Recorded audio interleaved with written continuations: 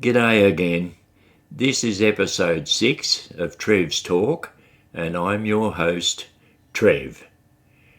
I left off last week promising to chat more about the spiritual promptings I am blessed to receive from time to time that guide me along where Our Lady wants me to go.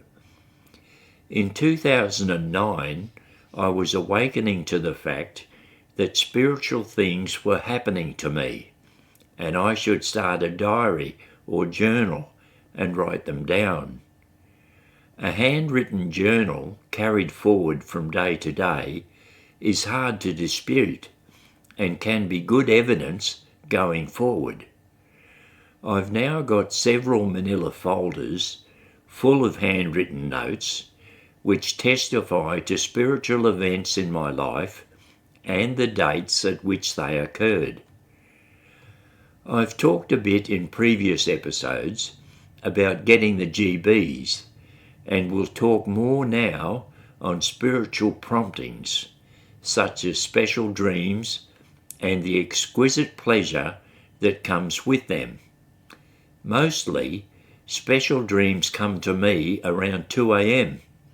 I have a short dream about something, and as the dream ends, I am awakened by Our Lady with a variety of things, which are usually fun things, like feeling a tickling on your nose or in your ear, or other things like a nudge in the ribs or a drilling into the corner of your eye.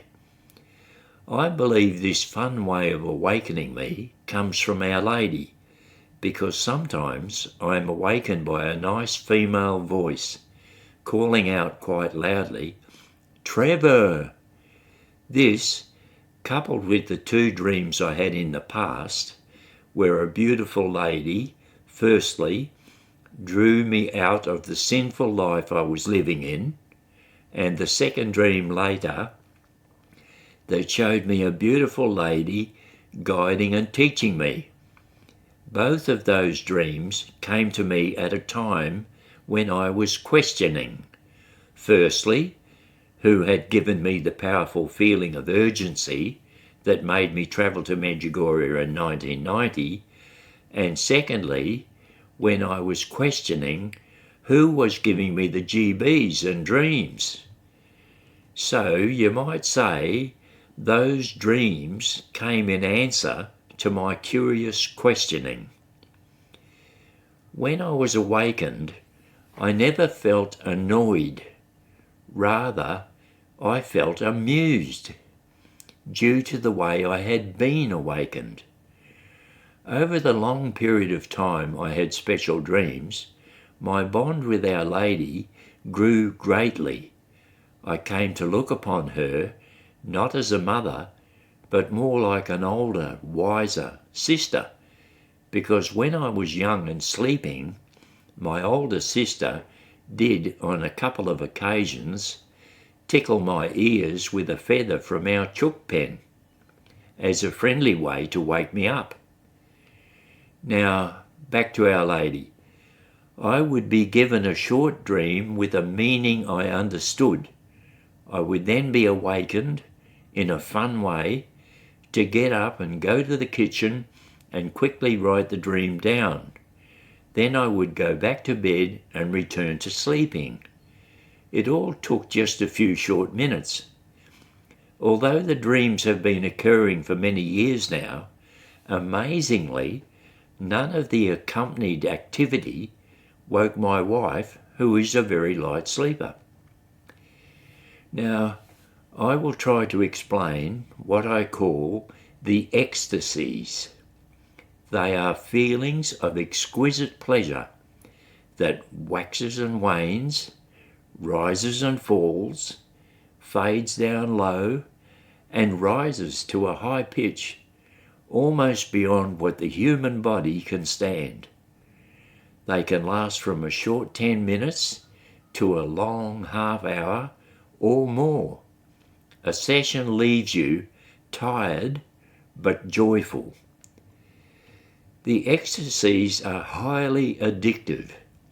You crave more once you have experienced them. I believe they came from Jesus, and they make you love him more and more. The ecstasies come interspersed among special dreams received, so that it makes you feel that you are connected to the dreams. The dreams come mostly around 2 a.m. and the ecstasies come around 5 a.m, just before getting up for the day. Sometimes I've received the GBs guiding me to some act, like approaching the principal of the Aboriginal school in my area to see if I could help him.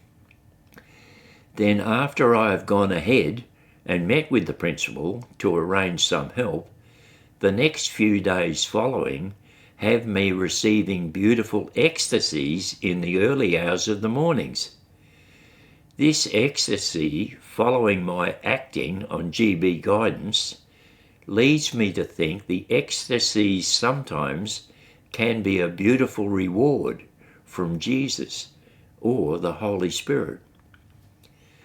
I believe ecstasies can come from the Holy Spirit because when I was blessed with my second encounter with the great power spirit on Cross Mountain at Medjugorje, I was given miraculous feelings of sorrow, regret, remorse, sadness, etc., which took physical form and churned around inside my body.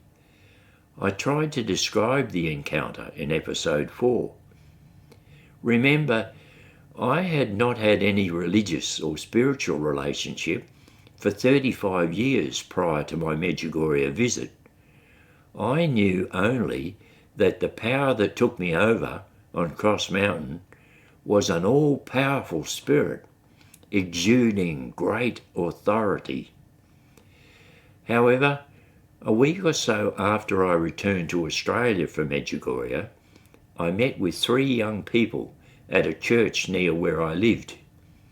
They were friendly and led me to talk a bit about my mind-blowing experiences and my confusion regarding the all-powerful spirit that had done amazing inner body things to me. Those young people suggested I attend a charismatic group they were members of. They gave me details of how and when to attend together with them. This group called on the Holy Spirit to come down and heal people. The leader used to extend his hands above members' heads and pray over them. The person being prayed for would fall to the floor in a sort of faint. The leader used to call it slain in the spirit. I was not convinced the slain in the spirit people were genuine in their faint.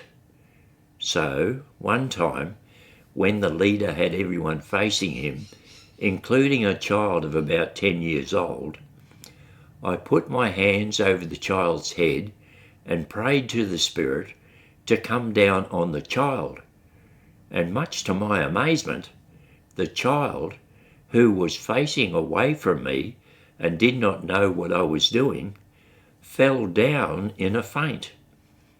Because the innocent child, who did not know I was praying over him, fainted by me asking the Holy Spirit to come down on him, I thought it must be truly genuine, that the power working in the room was indeed the Holy Spirit as talked about in the Bible.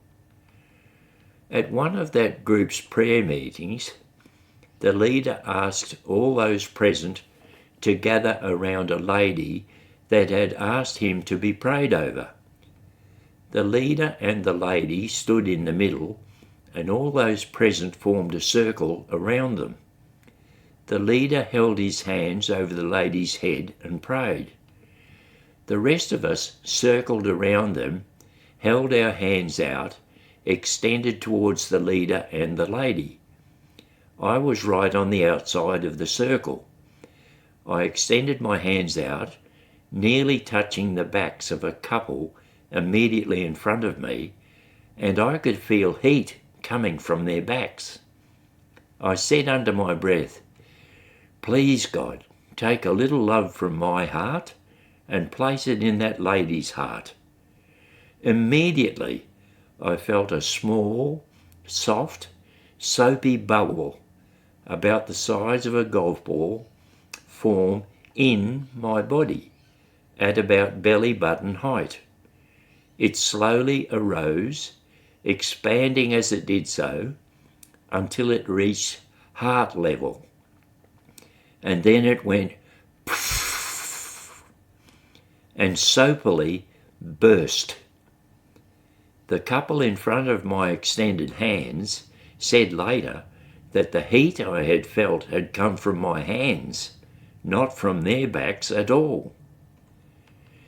This soapy bubble experience made it clear in my mind that the great spirit power that gave me the amazing experience on Cross Mountain at Medjugorje a few weeks before was indeed the Holy Spirit.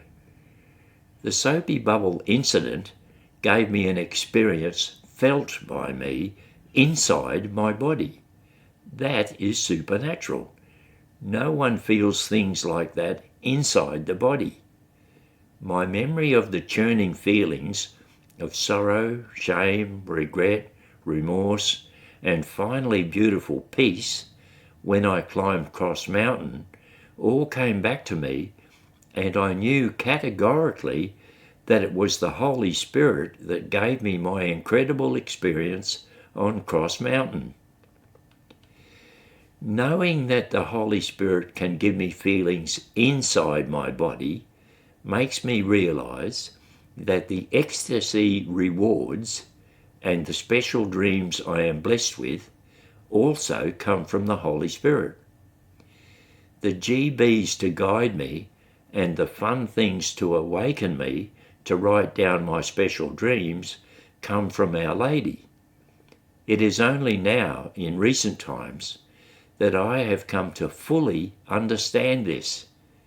I have been guided to this point in my life, little bit by little bit, so I would not be overwhelmed, and also to be ready for when the Medjugorje phenomenon hits the media, which is going to happen when the visionaries start giving out the secrets Our Lady has told them. If you have just come upon these Trev's Talks episodes, give a thought to going back to episode 1 and listening to each episode from there, as the episodes are like a story in serial form. If you are listening on Spotify, please follow, rate and comment. If you are on YouTube, please click subscribe, like and comment. I need your help to gather listeners to the Medjugorje cause. With big numbers behind me, we can accomplish much. Next week, I will talk a bit about some of the good we can do if I can develop a solid platform. So, wonderful listeners, that's it for this week. Big thanks for listening. Catch you next week. This is Trev, tuning out.